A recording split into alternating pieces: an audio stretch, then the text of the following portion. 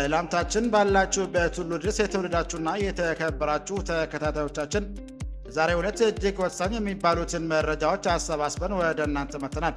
እናንተም አዲስ መረጃዎችን እንደተለቀቀ ወዲያውኑ እንዲደርሳችሁ ደውል ምልክቱን እየተጫናችሁ እዚህ ዩቲዩብ ቻናል አዲስ ሆናችሁም ሰብስክራይብ እንድታደርጉ እየተማጸንን እነሆ አባይ ነጥቦችን እናሰማችኋለን።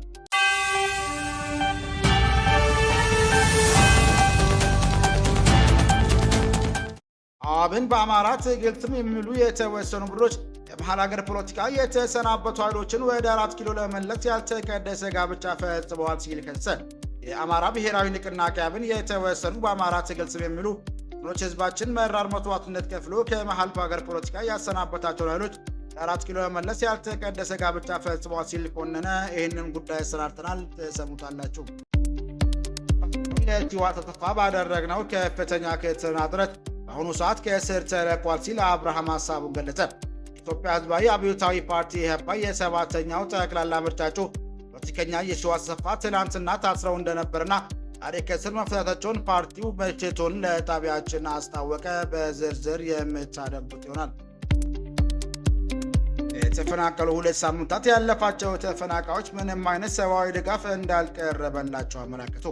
ኢትዮጵያ ፌዴራል የጸጥታ ኃይሎች ከአላማጣ ከኦሮምና ሌሎች አካባቢዎች ለቆ መውጣቱን ተከትሎ ለመፈናቀል የተገደዱ ነዋሪዎች ብርቱ ሰብአዊ ችግር መዳረጋቸውን አመለከቱ። ተፈናቃዮቹ እንዳሉት ወደ አቅራቢያ ከተሞች ከሸሹ 2 ሳምንታት ቢሞላቸውም ምንም አይነት የሰብአዊ ድጋፍ እንዳልቀረበላቸው ተናግሯል። ቁጥራቸውም እስከ 60 ሺህ የሚደርሱ ከተባሉ ተፈናቃዮች ለልመና የተሰማሩም እንዳሉ ለጣቢያችን ተናግሯል። አብራችሁን ስትቆዩ የምታደምጡ ይሆናል። በካናዳ ብሪቲሽ ኮሎምቢያ በሚገኝ ትምህርት ቤት በተፈጸመ ጅምላ ተኩስ የ9 ሰዎች ህይወት አለፈ። ካናዳ ብሪቲሽ ኮሎምቢያ ግዛት በምትገኘው ታምብለር ሪጅ በተባለች አነስተኛ ከተማ የሚገኙ የሁለተኛ ደረጃ ትምህርት ቤት ውስጥ በተፈጸመ ዘግናኝ የጅምላ ተኩስ 9 ሰዎች ህይወት ማለፉም ተረጋግጧል። አብራችሁን ስትቆዩ የምታደምጡት ይሆናል። አድማጭ የቻናላችን ቤተሰቦች ሰብስክራይብ ያላደረጋችሁ እንድታደርጉ እያልን እነዚህና ሌሎች ያሰባሰብናቸውን መረጃዎች ይዘን ቀጥታ በዝርዝርና በትንታኔ ወደምንመለከተው አቀናን።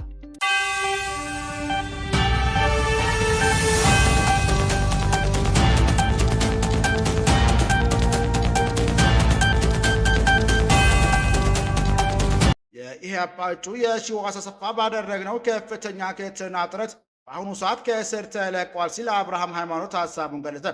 ኢትዮጵያ ህዝባዊ አብዮታዊ ፓርቲ ኢህአፓ የ7ኛው ጠቅላላ ምርጫ እጩ ፖለቲከኛ የሺዋስ አሰፋ ትናንትናው ታስረው እንደነበርና ዛሬ ከእስር መፈታታቸውን ፓርቲው ለጣቢያችን አሳወቀ።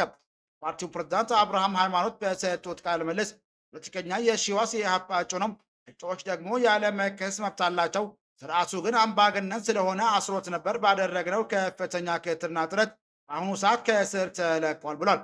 ያለአግባብ ማሰራቸው ህገ ወጥ ነው።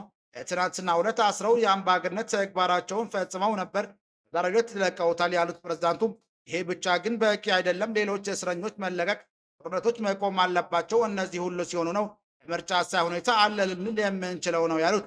ሌሎች እስረኞች፣ ፖለቲከኞች፣ ጋዜጠኞችም እንዲለቀቁ ጥሪ እያቀረቡ ሲሆን እነ ክርስቲያን ታደለ፣ እነ ዮሐንስ ቦያሌው አጠቃላይ የፖለቲካ የማንነት እስረኞች ያለምንም ቅድመ ሁኔታ እንዲፈቱ አሁንም ጥሪ ያቀርባለሁ ብሏል።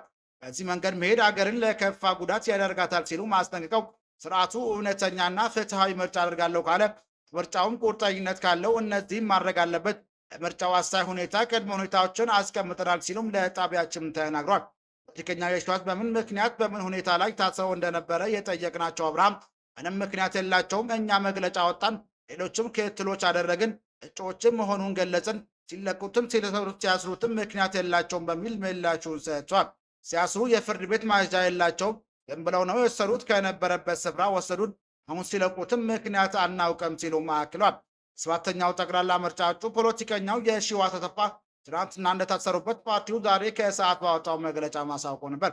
እዚህም ይህ በሰላማዊ መንገድ የፖለቲካ እንቅስቃሴ በሚያደርጉ ዜጎች ላይ መንግስት እየደረሰ ያለውን አፈና ከሚያሳዩ ተቆጥሮ የሚያልቁ ድርጊቶች ውስጥ አንዱ ሆኖ የሚጠቀስ ነው ሲልም ወቅሶ ነበር።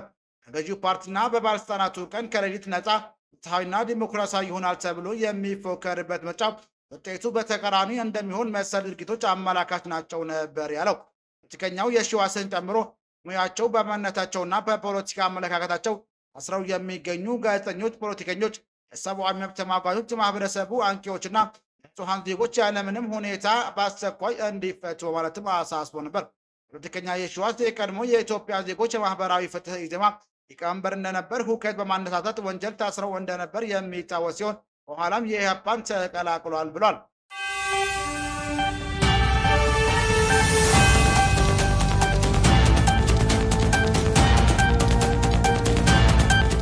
አብን በአማራ ትግል ስም የሚምሉ የተወሰኑ ቡድኖች ከመሀል ሀገር ፖለቲካ የተሰናበቱ ኃይሎችን ወደ 4 ኪሎ ለመመለስ ያልተቀደሰ ጋብቻ ፈጽመዋል ሲል ከሰሰ። የአማራ ብሔራዊ ንቅናቄ አብን የተወሰኑ በአማራ ትግል ስም የሚምሉ ቡድኖች ህዝባችን መራር መስዋዕትነትን ከፍሎ ከመሀል ሀገር ፖለቲካ ያሰናበታቸውን ኃይሎች ወደ 4 ኪሎ ለመመለስ ያልተቀደሰ ጋብቻ ፈጽመዋል ሲል ኮነነ። ይህም በአማራ ህዝብ ላይ የተፈጸመ ታሪክ ይቅር የማይለው ክህደት እንደሆነ አብን በጽኑ ያምናል ሲል ፓርቲው ትናንትና ማክሰኞ የካቲት 4 2018 ዓ.ም ባወጣው መግለጫ ገልጿል። በመግለጫው በአማራ ክልል የተከሰተው የጸጥታ ችግር ባለፉት ጥቂት ጊዜያት አንጻራዊ መረጋጋት የታየበት መሆኑን ጠቅሶ ሆኖም ሰሞኑን ከአንዳንድ አካባቢዎች የሀገር መከላከያ ሰራዊትን መነቃነቅ ተከትሎ ህዝባችን ለዳግም ሰብአዊ ቀውስ የሚዳርግ ሁኔታ ተከስቷል ብሏል። ሁላይም የአማራ ህዝብ ትጥቅ ትግል ማዕከል አልባ በማድረግ ጥያቄዎችን ከስርዓታዊ ማዕቀፍ የሚያወጣ የአማራን ህዝብ የሀሳብ መሪ የሚያሳጣ ተቋምና መንግስት አልባ የሚያደርግ እንዲሁም ህዝቡን ለከፋ የሰብአዊ ቀውስ፣ ለደህንነት ስጋት፣ የኢኮኖሚ ድቀት አልፎም የህልውና አደጋ የሚያጋልጥ እንቅስቃሴ አይሎ መምጣቱን ስራው አስፈጻሚ ኮሚቴው ገምግሟል ብሏል መግለጫው። መግለጫው አያይዞም የተካሄደ ያለው የትጥቅ ትግል እንቅስቃሴ በኢትዮጵያና በህዝባችን ላይ የሚጋሩ ጠላትነት ያስተባበራቸው ኃይሎች አንድም የአማራን ህዝብ ለዘላለማዊ እረፍት የመንሳት ዓላማቸውን ለማሳካት፣ ሁለት ደግሞ ሀገር ለማፍረስ የእጅ አዙር አመራር የሚሰጡበት እየሆነ መጥቷል ሲል አክለዋል።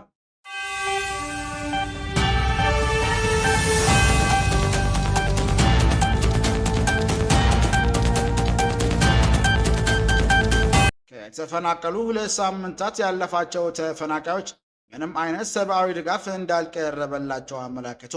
ኢትዮጵያ ፌዴራል የጸጥታ ኃይሎች ከአላማጣ፣ ከኦሮምና ሌሎች አካባቢዎች ለቀው መውጣቱን ተከትሎ መፈናቀል የተገደዱ ነዋሪዎች ለብርቱ ሰብአዊ ችግር መዳረጋቸውን አመላከቱ።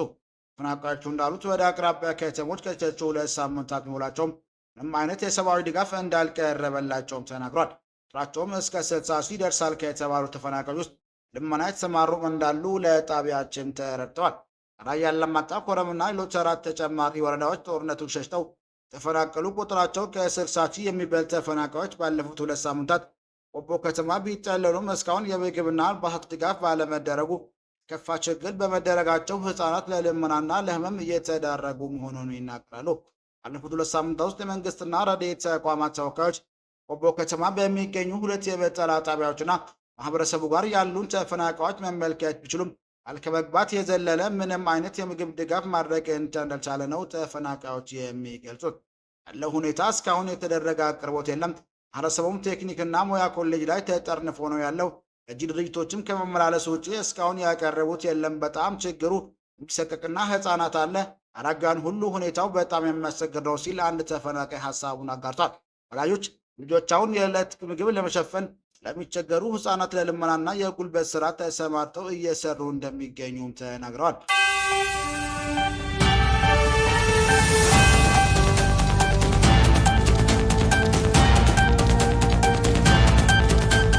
በካናዳ ብሪቲሽ ኮሎምቢያ በሚገኝ ትምህርት ቤት በተፈጸመ ጅምላ ተኩስ የ9 ሰዎች ህይወት አለፈ። ካናዳ ብሪቲሽ ኮሎምቢያ ግዛት በምትገኘው ታምብለር ሪጅ በተባለች አነስተኛ ከተማ የሚገኘው 2ኛ ደረጃ ትምህርት ቤት ውስጥ በተፈጸመ ዘግናኝ የጅምላ ተኩስ የ9 ሰዎች ህይወት ማለፉን ተረጋግጧል። ማክሰኞ ዕለት የተፈጸመው ይህ ጥቃት ካናዳ የትምህርት ተቋማት ታሪክ ውስጥ ላለፉት 40 ዓመታት ከታዩት እጅግ የከፋ ጥቃቶች መካከል አንዱም ሆኖ ተመዝግቧል። ለፖሊስ መረጃ በዕለቱ ከሰዓት 7 ሰዓት ላይ የታጠቀ ግለሰብ በትምህርት ቤት ውስጥ ተኩስ መክፈቱን ተከትሎ ከተማዋ ሙሉ በሙሉ በእንቅስቃሴ ገደብ ሎክዳውን ስር ውላለች። 9 ንጹሃን ሲሞቱ 6ቱ በትምህርት ቤት ውስጥ፣ 2ቱ ሌላ ስፍራ፣ አንዱ ደግሞ ወደ ሆስፒታል በመጓዝ ላይ እያለ ህይወታቸው አልፏል። 2 ሰዎች በጽኑ የቆሰሉ ሲሆን ሌሎች 5 ደግሞ ቀላልና መካከለኛ ጉዳት ደርሶባቸዋል። ኳሹ ግለሰብ ራሱን አጥፍቶ ሞቱንም ፖሊስ አረጋግጧል። ግዛቱ የህዝብ ደህንነት ሚኒስትር ኒኪ ክሪገር ድርጊቱን በግዛታችንና በሀገራችን ታሪክ እጅግ አስከፊ ሲሉም ገልጸውታል። ሚኒስትሩ አክለውም እዚህ ትንሽና ተሳስራ ለምትኖር ማህበረሰብ ይህ እጅጉን ልብ የሚሰብር ቀን ነው። የሚሰማን ሀዘን ጥልቅ ነው፣ በቃላት የሚገልጽ አይደለም ብሏል። የብሪቲሽ ኮሎምቢያ ጠቅላይ ሚኒስትር ዴቪድ አብይ በበኩላቸው ድርጊቱ የማይታመን አሰቃቂ አደጋ መሆኑን ጠቅሰው ጠላው የካናዳ ሕዝብ ተጎጂ ቤተሰቦች ፍቅርና ድጋፍ እንዲሰጡም ጥሪ አቅርቧል። ፖሊስ ጥሪው በደረሰው በ2 ደቂቃ ውስጥ ስፍራው ላይ መድረሱ ተጨማሪ የሰው ሕይወት እንዳይጠፋ ማድረጉን ባለስልጣናት ገልጿል። ትምህርት ቤቱ የነበሩ ተማሪዎች ከፍተኛ ድንጋጤ ውስጥ መሆናቸውን ተከትሎ አካባቢው የሚገኙ ትምህርት ቤቶች እስከ ሳምንቱ መጨረሻ ዝግ ሆነው እንዲቆዩም ተገልጿል።